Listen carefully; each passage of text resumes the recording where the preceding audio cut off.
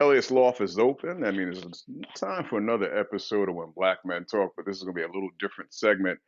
From time to time, we do a segment called Common Ground. It's myself and usually a woman that steps in, and we basically kind of give our different versions on different sides of relationships between man and a woman. And this is going to be no different. One thing I've really enjoyed about doing this podcast over the years, and it has grown, it has given me an opportunity to really speak and have conversations with really interesting people.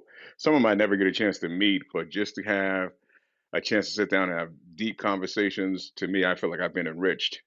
And this is a young lady that's been on from time to time, and every time she comes through, I feel enriched.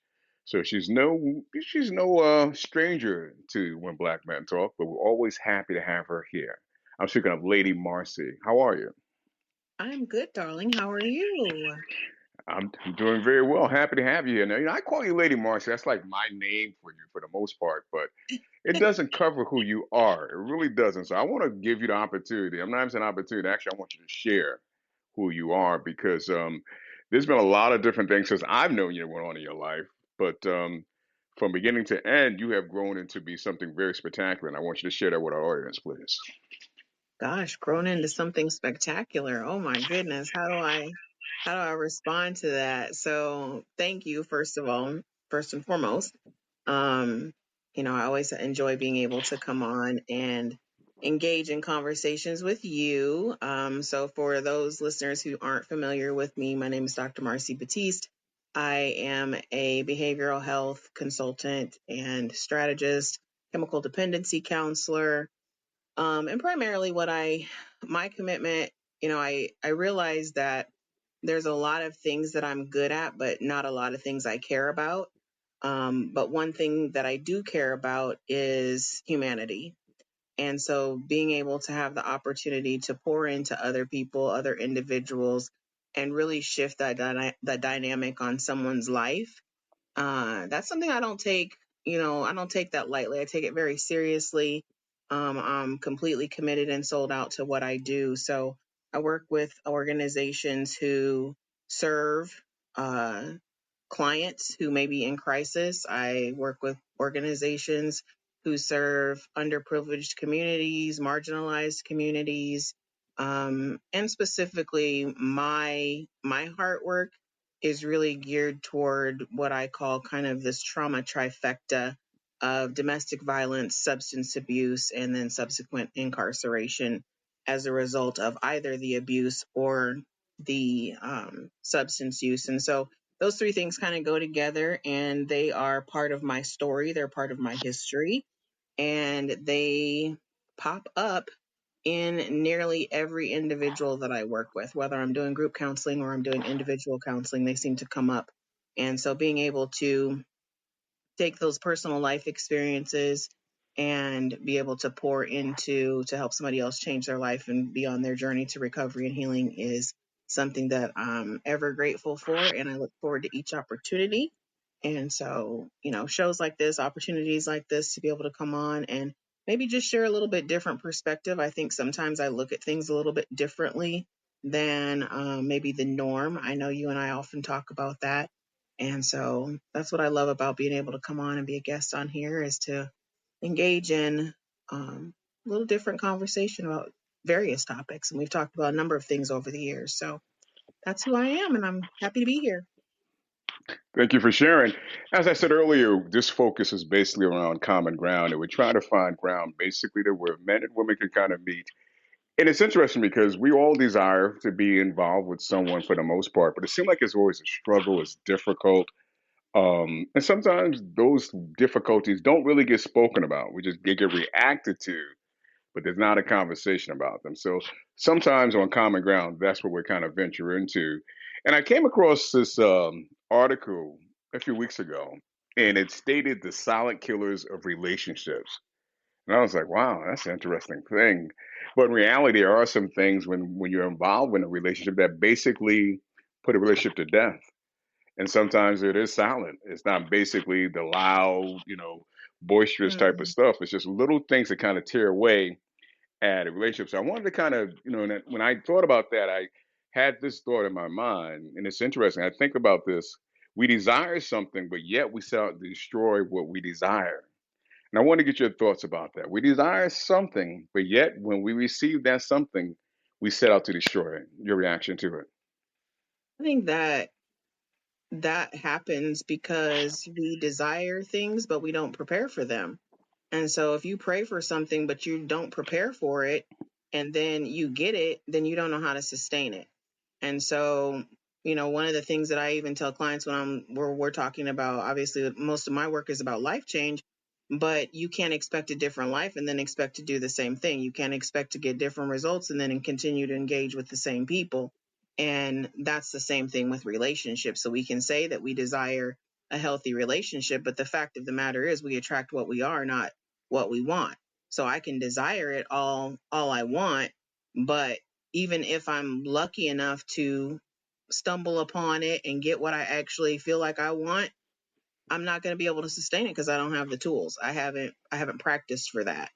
And you have to make the commitment to, I feel like there's a saying, you got to be the wife before you become the wife, or you got to be the husband before you become the husband. So you got to start walking in the vein of what you want. It's no different than, you tell people about applying for jobs and they say, play the part, dress the part, fake it till you make it. Well, it's not a matter of faking it with relationships. You really have to do that work to prepare for that. So you say you want this healthy, dynamic, and fulfilling relationship, but you're continuing to do same old behaviors and, toxic and maladaptive and manipulative stuff.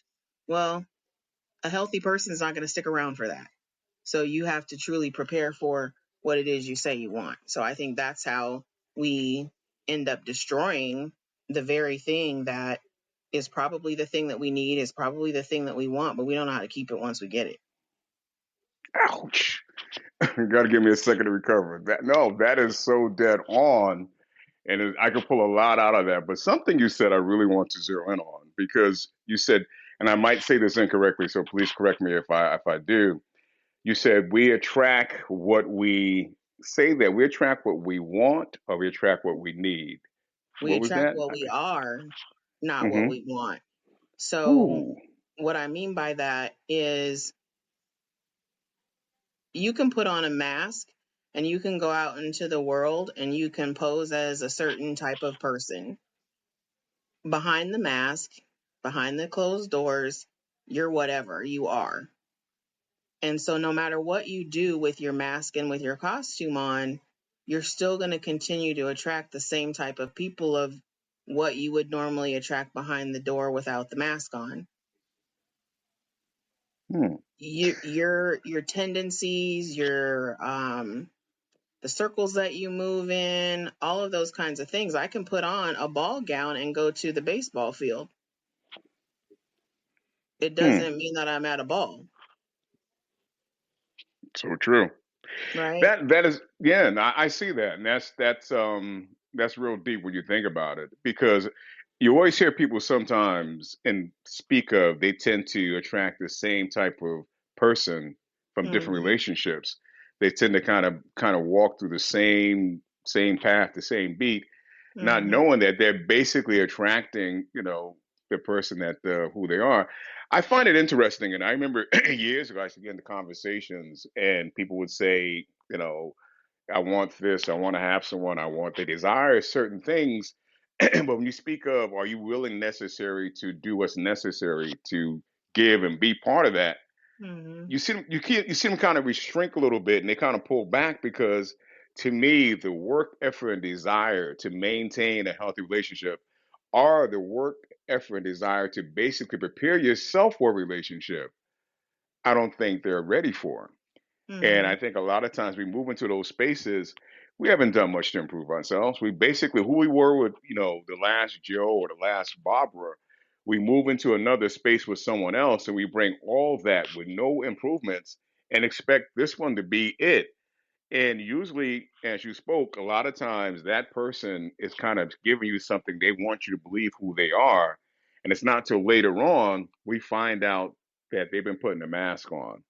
They've been Mm-hmm. kind of selling you something, and they haven't been really truthful, real being upfront based on who they are. So Right. when you look at a relationship over a period of time, because sometimes we get into it for for a period of time. I want to kind of look at some things that can basically tear away the fabric of a relationship. I know infidelity is one. That's kind of one of the big ones, and I'll say trust is one. But I'm going to throw this one out, and we can roll from there. I think communication is a huge one, and I'm amazed how, from what I see, communication with a lot of people just don't know how to do it. Mm-hmm. They speak in terms where I say this, you read off what I'm saying, not hear what I'm saying. Excuse me, read off what I'm saying. If I say XYZ, then what you should read off is I mean blah blah blah. That's not communicating. Right. That's not being open and being honest and being true to yourself and opening up. So a lot of times, to me, just simple communication, where someone sometimes can be involved with someone and is afraid to say, what you did hurt my feelings. Mm-hmm. What you said, how you act. No, in reality, if they hurt their feelings, they do things to go around it without the communication, maybe retaliation or do some other things or try to hide the mere fact that their feelings were hurt. So when I look at certain things that start to tear away, from the fabric of relationship, to me, the lack of our communication be non-existent is a huge one. Absolutely.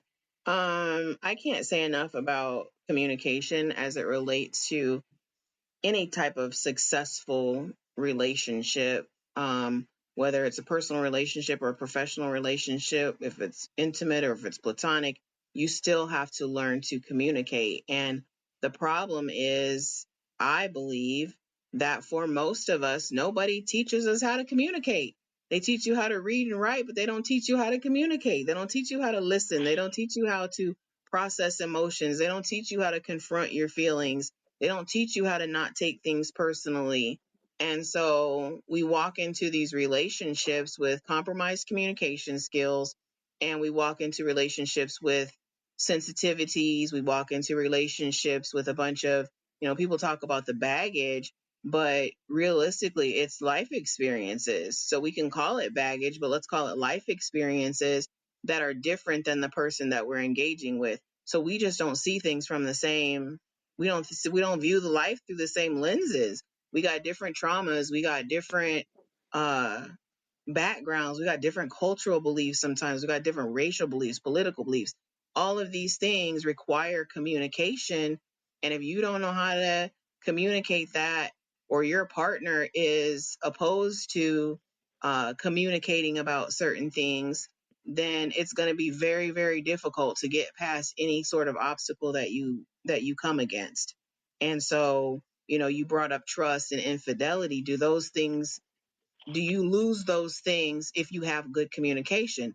Does infidelity come into it if you have good communication? Do you lose trust if you have good communication? I think not, for the most part. You'll have people that'll say a cheater is always going to be a cheater and da da da da da. I don't think that's true. I think that people can make a decision to change their lives. They can make a change, how they show up in relationships. There has to be a certain motivation, either, internally or external, some sort of motivation that makes them want to do that. But I think change is possible, but not without great communication and an agreement to be good communicators. And people are fearful. If I tell you something, I think you said something about, getting their feelings hurt.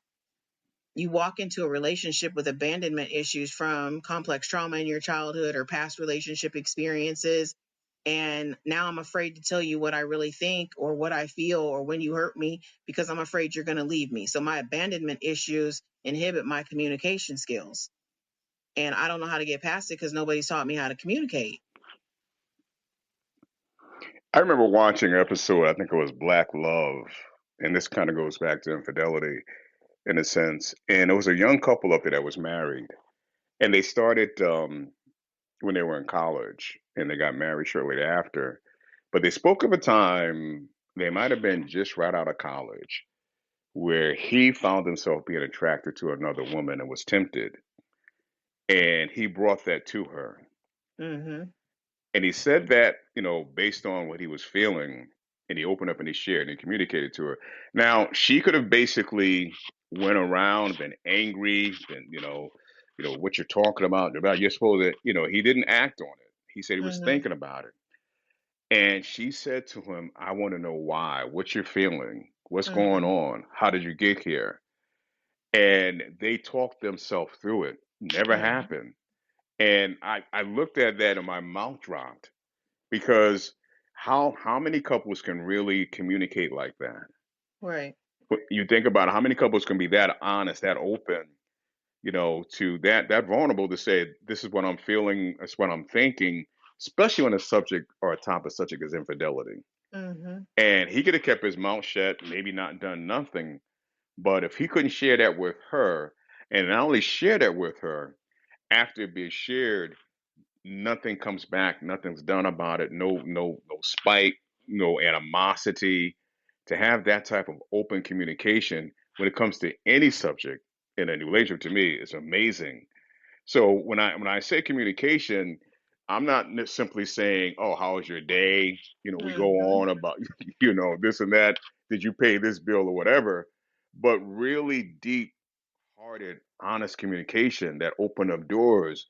And to me, that's when the hearts starts to wind together and start to grow and things start to happen. When you can Mhm. basically open up yourself and experience that full thread on communication, how can a relationship not be healthy? Right, but you got to make it safe. You know what I'm saying? So both parties have to feel safe to have that conversation. And that's exactly what I was referring to. That's a Hmm. perfect example of what I meant when I said, as it relates to infidelity, do we get there if communication is good? I don't think so. Because if I have that safe space as the person, first of all, thinking that we're going to go into a relationship and never be attracted to another human being is just stupid. But it's naive, I guess I should say. I shouldn't use the word stupid. People don't like that. But No, it is. It is. It's not naive. It's both. I mean, don't be yeah, afraid to say it. It is what it right. is. I mean, So yeah, it's just dumb. And we're human, right? We like what we like. We're attracted to what we're attracted to. But just because you're attracted to something, to your point, doesn't mean you have to act on it. But if I can't share with my partner what I'm feeling and what I'm experiencing, how can they show up differently for me? And just because my partner has, had a thought or an inkling, I love what you said she said was, how did you get here? What's going on? So that's opening the door for understanding. So that's saying I'm a safe space for you. I'm not going to judge you. I'm not going to fly off the handle, and I'm not going to take it personally, because just because you're attracted to someone and have had thoughts of having sex with them or whatever the case may be, doesn't mean that you have a problem with me. And some people think it has to be either or, and it can be both. You can love your partner and still be very attracted to them and still also be attracted to someone else. But let's have the conversation. How did we get here? What does this look like for us? yeah. Another thing that I think men fall more into this when it comes down to communications, in a sense. We get to the point where, based on the reaction, we get to the point we try to avoid emotional conversations because we start to assume what the reaction is going to be, how things are going to get played out. So we start to avoid it. We basically want to avoid those type of conversations. You hear a lot of men say, "I don't like to argue." And that's part of what's behind when they're stating that. It's because they feel like if they really share what they're feeling or what they're thinking, it's going to turn into an argument. It's going to turn into an emotional argument. They're not going to be heard. So their thing is to say, "I don't like to argue." In reality, what they're saying is that I don't trust this person that I'm with. We can have an open, honest communication and a conversation. Therefore, I will avoid that. I'll keep it on the surface, keep things moving along. But at the same time, there again, there's not realistic communication. Your response to it, please. I think there's also not, I think you lose that. There becomes a break in the bond when you get to that point. I also think that it's sometimes men they don't want to hurt your feelings. They don't want to hurt a woman's feelings. And so, I think that's how like things like ghosting and stuff like that happen. They don't want to be the bad guy. And so, even if it's not going to turn into a full on argument, if I think it's going to make you emotional, am I still going to feel comfortable saying it? Am I going to feel comfortable and capable and prepared to deal with the emotions that come along with it? It's not always arguing.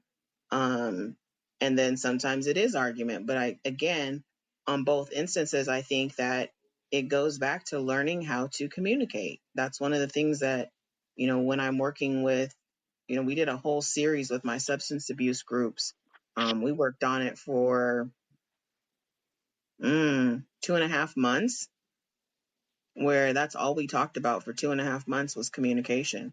And I call it critical communication skills, and learning how to have those high stakes, high emotion conversations, because that's going to be what connects you and keeps you feeling safe and allows you to be in environments that are safe.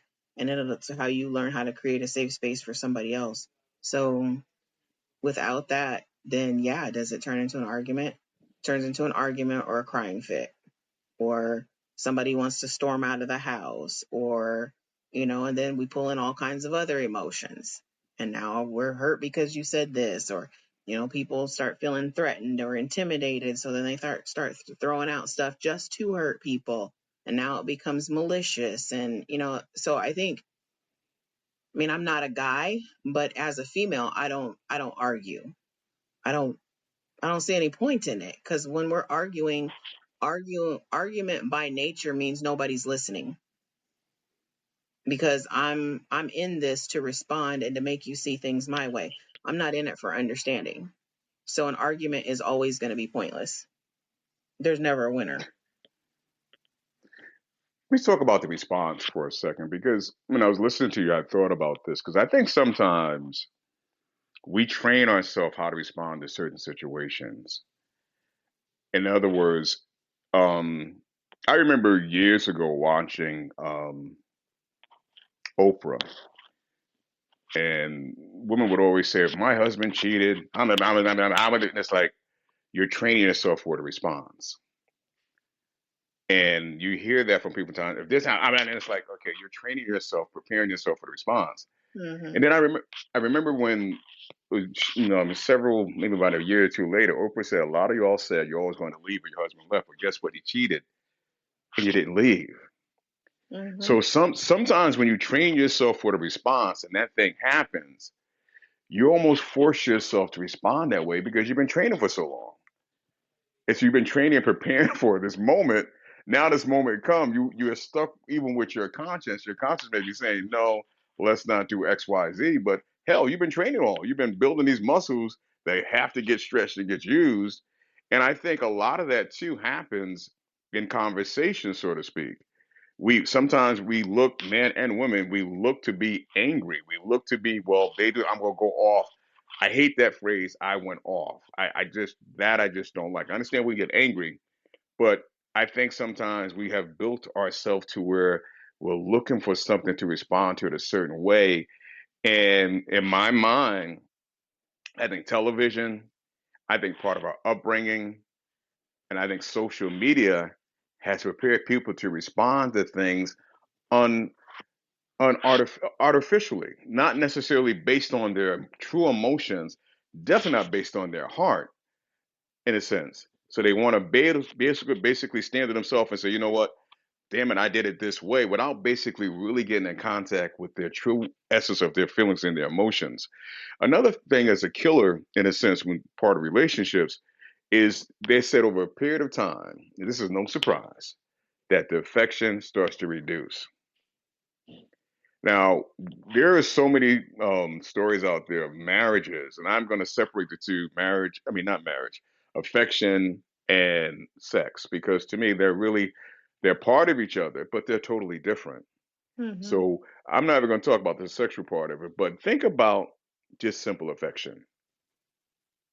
Just think about that reducing. Let's say it starts at a level of 100. And over a couple of years, it comes down to about 40. It's at 30. It's at 10. And what was happening when it was at the 100, when it was at the 90, at the 80, what was happening between the couple is no longer happening. Now, it's amazing to think that it can get that low, but it happens in a lot of relationships. And who do we don't stop to think about when it's happening. Here again, you're pulling the plug right out the socket. A little bit each time it's coming out, and it's basically killing the relationship. And we people find reasons to reduce affection. They find simple reasons. It could be, I'm mad at her because she ain't make me a meal this evening. She could be mad at him because he ain't take the garbage out. And it's funny because you see videos from time to time where people say, "I told you to do X, Y, Z, you didn't do it." That leads to, in some people's minds, to think I should pull back on affection. And I never understood, if you really care about someone, you're really into someone, it shouldn't be a bait or switch. It should not be a switch or bait thing. Okay, I'm mad about this, I'm gonna take this away. There's certain things to me when you're in a relationship should stay standard and stay consistent, no matter what's going on. So to me, I find that to be always found that to be ironic that when things or people are mad about something or don't see something that they like that a person may have done, and it could be minute, this is where affection starts to find itself reducing over a period of time. And then as it gets to the point where, like, why even bother? So when I read that, I was like, oh yeah, I can see that strongly. That's not a surprise to me. Your reaction to it, Lady Marcy. They say love is a drug. So when we think about it from that aspect, when you first find yourself attracted to someone, there are chemical changes that happen in your brain. There are chemical reactions that happen within your body, physical sensations, and so forth, that come along with that initial attraction. And so we do things in such a way that we think about a peacock, pluming their feathers, right? That's basically how relationships start. And a lot of times we're feeding off of that chemical, that dopamine drip basically. So oh my gosh, that anticipation of I can't wait to see this person and da da da da. Then we get in the relationship and it's like, oh my gosh, I'm in a relationship. And then the relationship moves on to engagement. Now I'm excited about this, I'm excited about the wedding, and I'm planning this and I'm planning that, and I get to tell all my friends this, and I'm saying it from the women's perspective. Obviously, I don't know how men perceive it, but physically, the chemical changes in the brain, and then your excitement starts to wane once you settle into real life and you realize that relationships are pretty mundane for the most part, unless you're very, very intentional about keeping it spicy. And so that chemical, that dopamine reaction, that feeling that you get or got initially, that starts to wane.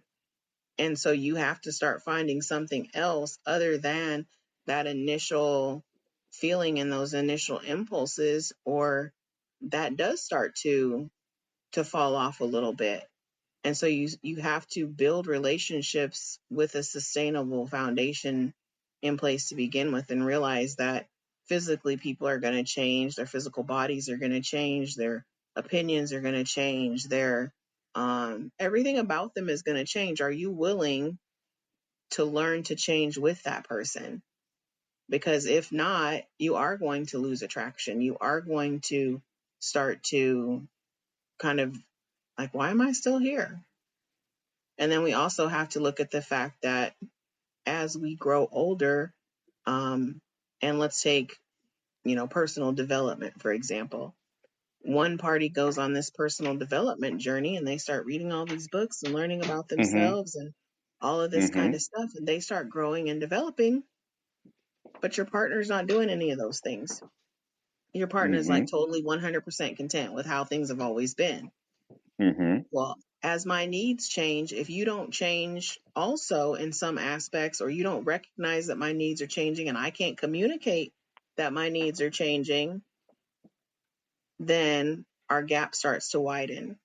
And so I don't even think it's an intentional thing. And I think that sometimes it happens without us even knowing. And so we have to actively engage in the job of managing the relationship. Like there's a responsibility that goes along with being in the relationship and saying that we're going to make this the forever thing. You can go in it wanting it to be forever, but if you don't work towards that sustainability factor and be willing to be 100% vulnerable with your partner, it's unlikely that you're going to be able to be successful. And if you are successful, but are you successful but not happy? Because you got a lot of people that are in it for longevity, but they're miserable. So you got to Yeah, be that's honest true. about what you're going to want too. Yeah. I want to add this in because this is from a man perspective, is what I've seen. And I find it to be amazing. But men tend to will get with a woman earlier on in their life and they expect her body not to change. They will basically expect her, if she weighed 150 pounds when they met her, damn it, 30 years from now, she better weigh 151. Right. And they kind of use that in a way to kind of use that as a symbol of affection. Well, she gained weight. So what? She's still your wife. Right. There's an actor, I don't want I he played James Bond at one point, if I'm not mistaken. And I saw this article again recently, so it's fresh in my mind, but this came out a few years ago. When he first married his bride, of course she was small and slender. So over the years she's had 2 or 3 kids and she's gained weight. So when he would show up with her and bring her to red carpets and stuff of that nature, the media made fun of her. And they're like, how are you still with her? He said she's more beautiful now than she ever was. Mm-hmm. And they didn't know how to take it. They had no idea because the media world think if you ain't 110 pounds, get rid of her. Get rid of Right. her. What good is she? Throw her away. And a lot of men think like that media. They don't realize a woman body has an evolution. It grows in different ways. And they don't see that. And they're basically looking at other women and thinking that the woman should basically parallel her. No, this is the woman that you chose to be with, sir. You're going to love her. You should love her regardless. I'm not saying she Right. has to go to be 900 pounds, but a lot of guys have that mentality. And therefore, they will start to pull back on affection. If she gains some weight, she's not working out, what the case may be. She's still the woman you chose to marry. And to me, as you spoke earlier, those chemicals, they still should be there. They should still be there. Yes, you have to work to keep them and do things with it. Absolutely. But I never understood, and trust me, I'm a man. I understand the visual part of a man, and we're visual creatures. But I think we get lost up into that a lot of times and act like idiots, and we start to pull back on affection because realistically, she can't stay that way. Mm-hmm. Maybe some women can, but if you're going in and thinking that what you have today is going to be the same way 20 years from now, you're stupid. You're not naive. You're stupid. You're an idiot, and a lot of us are, and that's part of a silent killer too. If we're basically, and I'm never, ashamed or to basically call men out. I don't support anyone other than myself. When I see stupidness, I call it exactly what it is. And I've had these conversations with men. So it's nothing new. But I always find that to be amazing. And at the same time, their body grows. They got bare bellies and everything else, but they expect her to basically stay, realistically. They ain't been to the gym. They Mm-hmm. eating everything they can get their hands on, but they expect her to be what she's supposed to be. It's like a one-sided thought process that to me never made any sense. And another thing that I want to bring our attention to, and I think this is huge because they spoke of undermining each other's confidence. Now that's some rough stuff there. Because even when I think we're having conversations which turns into arguments, in reality we're throwing shots to basically sink someone's confidence. And it may not be our initial thought process. But we're not speaking to uplift someone. We're not speaking to uplift our partner. So in reality, we're taking shots to basically do something to that person's confidence. And we're not trying to basically get to a point where we're healing them. So in reality, when you're constantly doing things that undermine the other person's confidence, again, you're ripping away at the fabric of the relationship. These are silent killers. And in reality, they're not even silent when you think about it, because they're huge. And Mm-hmm. they go on and they manifest themselves to become, very big. And as you said earlier, a lot of these things go on that we're speaking of. And people tend to stay together because they just want to be able to say, well, we're still together, but they're not happy. Mm-hmm. They're not. And these are some of the things that they're dealing with. And, realistically, what I've noticed, and you can speak to what you have came across in your life, if you show up confident in the beginning, it's attractive to them. It's attractive to them in the beginning. But as time goes along, they don't like it. They don't like it. They rather be with someone less confident because they can manipulate that person more. They can Mm-hmm. control that person more. But in the beginning, they like the fact that you're confident. Oh, they just can't. They're bubbled over with joy. But a person that has confidence make you respect them and deal with them a different type of way, Right. and that they don't really like. So I'm sure as a woman, you haven't probably faced some of the certain things, same certain things, or maybe something a little different. But I know for most men that stand tall, forget these new names they got, alpha, all that dumb stuff they want to call a man is a man. Simple as that. Either he's weak or strong. That's what it comes down to. But a strong man basically will have a tough time because in reality, that's not what's really wanted. It's not what's really wanted. So they're going to do things to undermine your confidence realistically. Because if they can get you to that point, they have you where they really want you. Not what they speak, what they want, what they desire. So I'm sure women have faced men that, over a period of time have done the same thing. And that's why I'll turn it over to you. So, gosh, there's so much I want to say. Please Um, say. I don't even know where to start, but I do want to go back to um, when you were talking about like the men's perspective of, oh, well, I still want her to be 150 pounds, 151 pounds, right? I think of Al Bundy and his, reliving his high school grandiose days. But it goes back to what I said initially, that we have to enter into relationships with the understanding and the desire to go through the ebbs and flows and know that they're not going to be the same person in 20 years that they were. They're not going to be the same person mentally, physically, emotionally, spiritually, psychologically. None of those things. If that person stays exactly the same, then they're not growing. And if you want them to stay exactly the same, then you haven't grown. And I don't know, but for me, for one, I don't want to be in a relationship with somebody who doesn't want to grow. I don't want you to stop me from growing. That's why I got divorced. My husband, I was continuing to grow and progress and, explore, and my career was, and he didn't want to. So it just widened the gap. And so then you don't have that same perception. And then you also have to realize that what someone else feels about themselves. So you were talking about um, how men are attracted to confidence. And then later on in the relationship, that same confidence they find, as an affront that's offensive to them, or they don't like it. They want to control and manipulate. What we're talking about at the crux of all of this is unhealthy, unhealed people. Because a healthy, healed person doesn't think like that. So we're going into relationships compromised emotionally.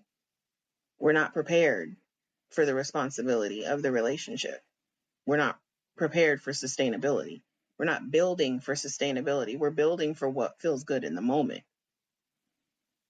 And we're not thinking about what's this going to look like 20 years down the road. And I can say that 100% was true for me. I was with my ex-husband for 18 years. He was the same person. when I met him and when I divorced him. He was the exact same person. I wasn't. And so the needs that I had as a 17-year-old girl when I met him, the need was safety. I needed to feel like somebody wasn't going to leave me.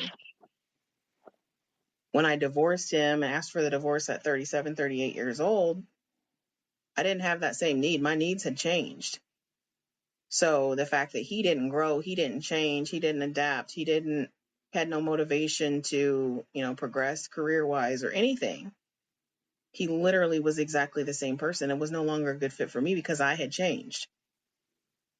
And we got to be honest about that. And so I wasn't equipped to have those types of conversations. Neither was he. So he started taking digs, taking shots about my career and how I think you're not the boss of this family. And, you might be a boss in your job, but you're not a boss here and da da da da da. But that same job that he was resenting and my success that he was resenting was what was paying for all of his luxuries. So there's a lot of nuances and a lot of components to this. I will also say that I have this saying that oftentimes people like the idea of me, but they lack the emotional maturity to deal with the real reality of me. And when I say me, I'm saying just anybody in general, but a lot of times, especially in the social media world that we live in, this instant gratification, this 18-second clips of humanity, then we start formulating these opinions about who people are. And so what might look good on film doesn't necessarily feel good in reality. So those same cute little snippets that you might see from me on social media, my little daily, doses of, motivation, inspiration, whatever you want to call it, may look good and feel good. But when you're in relation with me, and to your point, there's a different expectation because I am emotionally healed. I do have emotional intelligence. I am able to communicate. And if you can't do those things, then we're going to, as a couple, struggle. And in order for us to not struggle, I would have to kind of dumb myself down to whatever level you want to communicate on.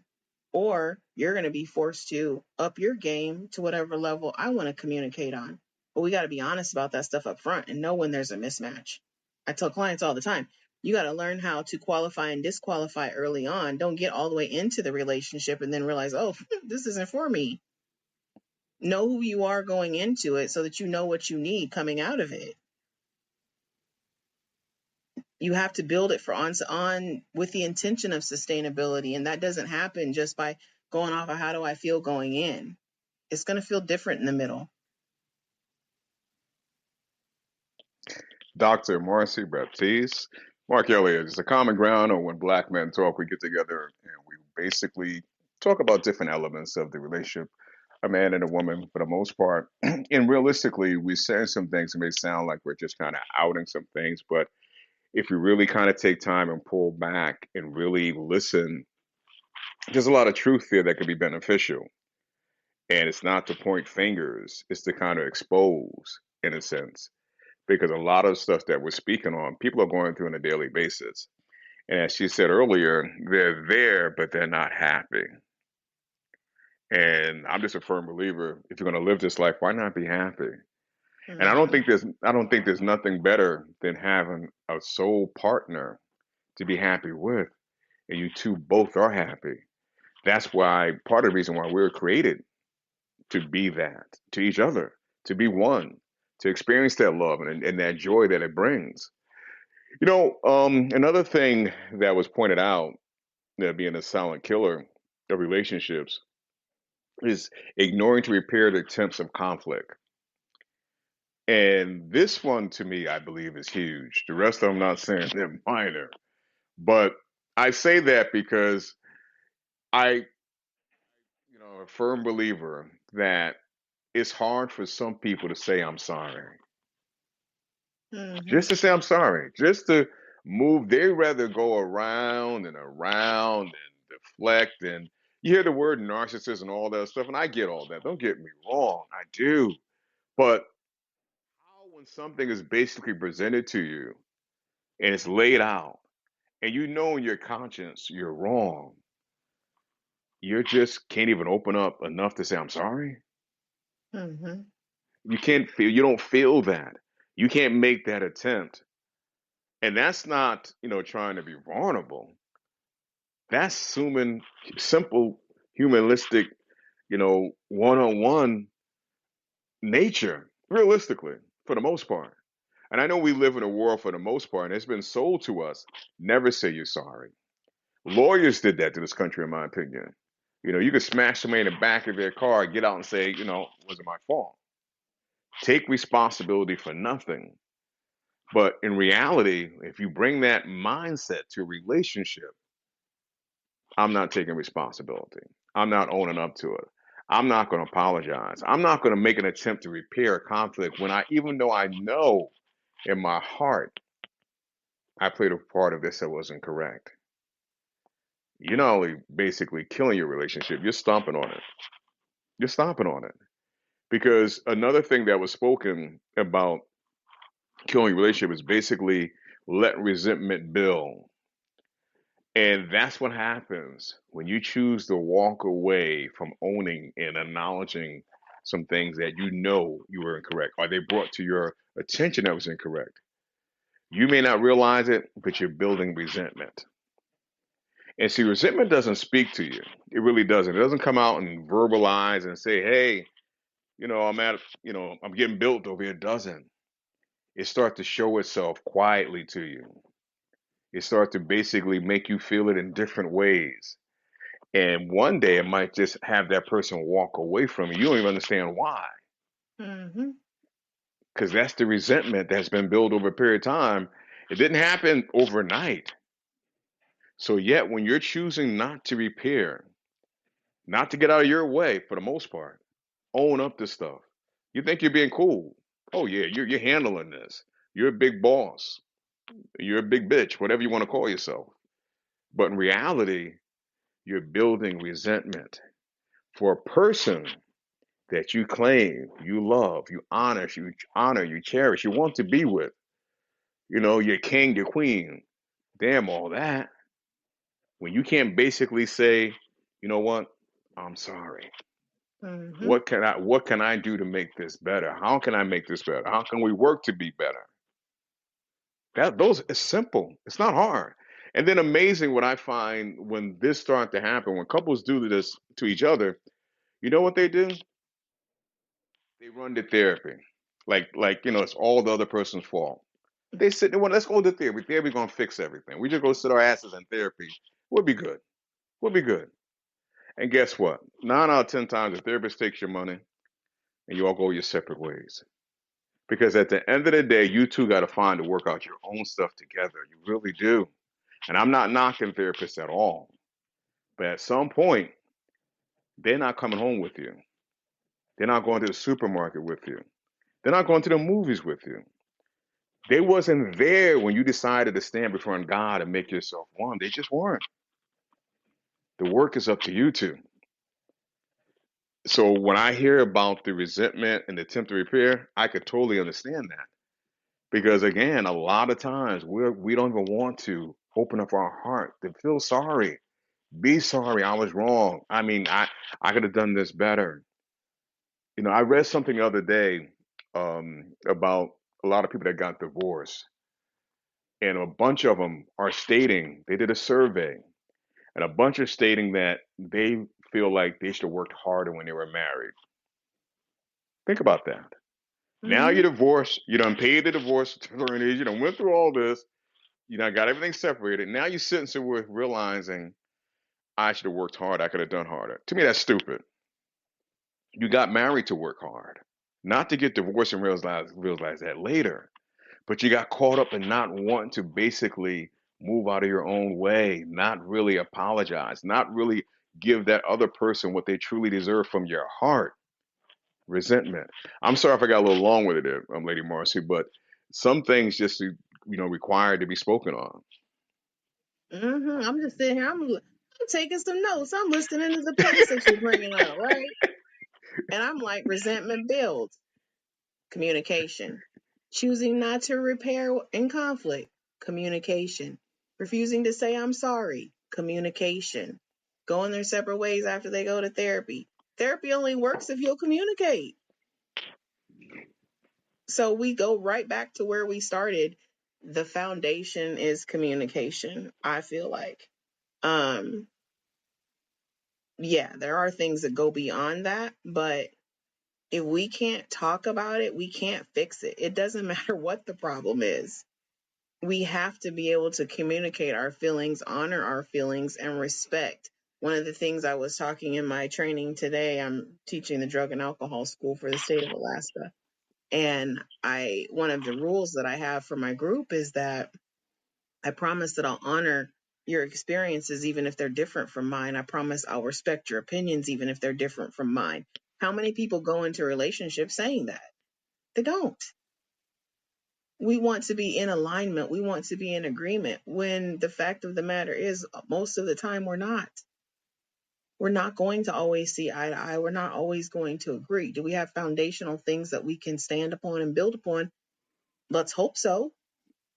But oftentimes we're not even exploring that. So the other thing I'll say about therapy is that when you're dealing with any kind of conflict resolution, whether it's through therapy or you're just talking to two people who are in a disagreement, the key thing is to understand what the individuals want coming out of this experience. So I can take a couple, I can bring them into therapy, we can start counseling sessions, but my first counseling session is always to ask them individually, what do you want out of this? What do you hope to see? Because what we find oftentimes is that one person has agreed to go to counseling just to shut the other person up. They have no intention of changing. They're not even in it to make the relationship work. They've already checked out.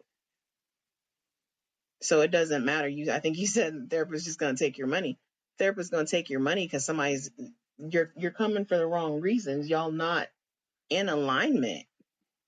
You haven't committed.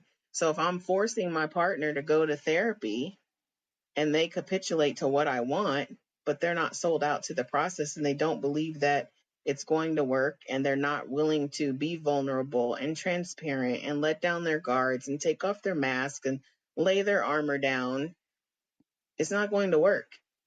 It doesn't matter how long you sit in therapy, you're still going to end up divorced. It only works with communication. On the saying I'm sorry, I was in a relationship at one point, and I won't go into the details of what led up to the situation, but um, the crux of the matter was the person came home at 11 o'clock in the morning. Well, you're in a whole relationship. Where the hell were you? So the first time, the conversation was, where were you? I was worried. And then the agreement was, you need to communicate. Second time it happened, the communication was, I'm drunk, I can't drive home. Okay. So I asked you to communicate. Now you've done that, but you're still not coming home. So the third time, the conversation looked like me walking into the room, my significant other looking me in my face and saying, "Oh, we're not about to have that conversation again, are we?" I said, "Absolutely not. We'll never have that conversation again." I walked out of the room and I ended the relationship 2 days later. Hmm. Communication. It was Yeah. fixable. I just needed you to talk to me. We ended up having that conversation about 7 or 8 years later that we should have had in the kitchen that day. And that new conversation sounded like, I think we should get back together. And I'm like, we should have never broke up. But now there's all this water under the bridge. So how do we go there? How do we fix that? Is it worth it? Do you want to? You know what I mean? And so eventually you have to have those conversations, whether you're going to get back together, whether you're not. And the fact of the matter is, in that situation, it was always fixable. If you would have had this conversation with me in the kitchen that day, or even later on that afternoon, maybe you weren't ready to talk about it right then. But we also have to be honest about our partner's communication style and their ability to communicate. Do they have the words to communicate in a way that you need them to? Do you even know how you need someone to communicate with you? Right? And so what I realized for myself was, in that instance, I was talking to clients and I was telling them about, we were talking about relationships. It was during the relationship series. And we were talking about making sure we know how, different communication styles and things like that. And sometimes we expect someone to be able to perform or communicate in a way that they just don't have those skills.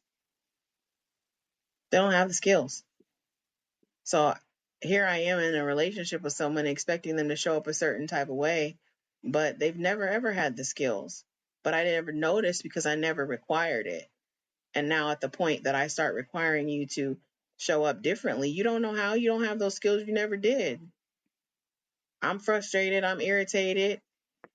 But then when I think back, like, no, that's never been their communication style. And we have to realize that. We got to recognize that. And that's why I say, like, we have to build for sustainability and have some of these conversations and be honest about this stuff up front.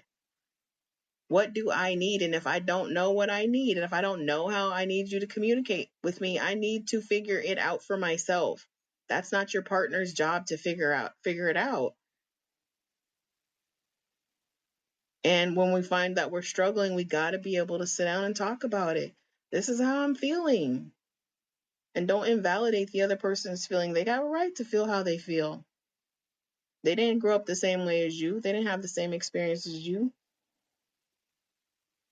So that's on us. I couldn't be mad at him for not communicating, because that was his style the whole time. I'm the fluffy language person. I'm the one who's a writer and likes to add all these extra words into stuff. That's not him. It never was. And it took him a long time to even learn how to have the conversation that we did finally end up having. And even today, we're great friends now. And it's like, his communication style has not changed. And I know that. So I have a different expectation. And so I manage the communication based on what I know how he communicates. And I don't expect him to be something that he's not. And now we're able to be great friends. Lady Marci says, well said. It brings me to something my grandmother used to say to me years ago. She said, Mr. Mark, it's not in him. It's not in him. You can't Facts. put it. You can't 100. put it in him. Yeah, you can't. If it's Granny not is a there, it's 100. not there. Yeah. I swear, the first time she said that to me, I looked at her, she just started laughing. And my grandmother would say things like that, just leave you to figure it out. She wouldn't give you, you had to go find it out, figure it out for yourself, and then come back and tell her. Mm-hmm. But that's what really underneath all that. And, Mm-hmm. sometimes people only can do the best they can with their capability. You have to decide if that's enough for you. Like you said early Yes. on, up front, yeah. Expecting them to be something that they just really can't be, it's not going to happen. It's Right. not going to happen. Yeah. And you're only setting yourself up to be frustrated for a long period of time, but for the time you're going to be there. But Yeah. wow. Yeah. That is, You gotta know what you want to get in the relationship for. You know what I'm saying? When I look back at that relationship specifically, like, I love that he's fun, he has big personality, um, and he's all of those things. But he was never a great communicator. Like, that was dumb of me to think that somehow, because I need to have this whole serious, deep, in-depth conversation, that he's gonna be down for it. Like, that's not who he is. As a human, that's not who he is. Can I love you for who you are, how you are, as you are? And so when we go into relationships, can you love this person 50 years from now? If you change and they never do, can you still be in it to win it with them? And most of us don't ever think about that. We're not looking at those types of things. We're looking at, like you talked about earlier, like the physical stuff. We're looking at, oh, the sex is bomb. Well, what happens when they can't do that anymore? Like, ED's a real thing. Menopause. You have medical things that come up as we age, where your partner is not going to be able to do the, standing on their head and swinging from the chandelier type of stuff in the bedroom. They're not going to be able to put on the sexy heels and, all that kind of stuff, because now they got whatever going on with their foot and they got a bad knee and this, that, and the third. All this stuff is going to change. Will you still be there for me if all that changes and I can't do all of these same things for you? There it is. Folks, we've been talking about the silent killers of relationships. I'm going to go over them as we get ready to move out of this episode. For the most part, we're speaking of avoiding emotional conversations, reducing affection over a period of time, undermining each other's confidence, letting resentment build for the most part, and ignoring attempts to basically repair after conflict. Now, some of those things, you may say to himself, well, I'm with a partner, we got all that under wraps. I find that hard to believe because none of us are perfect. But I really believe if we can work on these things here and make them be strong things in our relationships, I think we're on to having better relationships. And I think that's what we should be striving for. If you're in it, improve it to make it better. Just don't settle just to be there. Why not improve to make it better? I want to thank you, Lady Marci, for stopping by and bringing it as you always do, no surprise. And appreciate you coming through. Absolutely. Anytime. Right. We do it again real soon. It's Lady Marcy, Mr. Well, no, not Miss. Don't think of my grandmother. Mark Elliott. God loves you, and we do too. Talk to you real soon.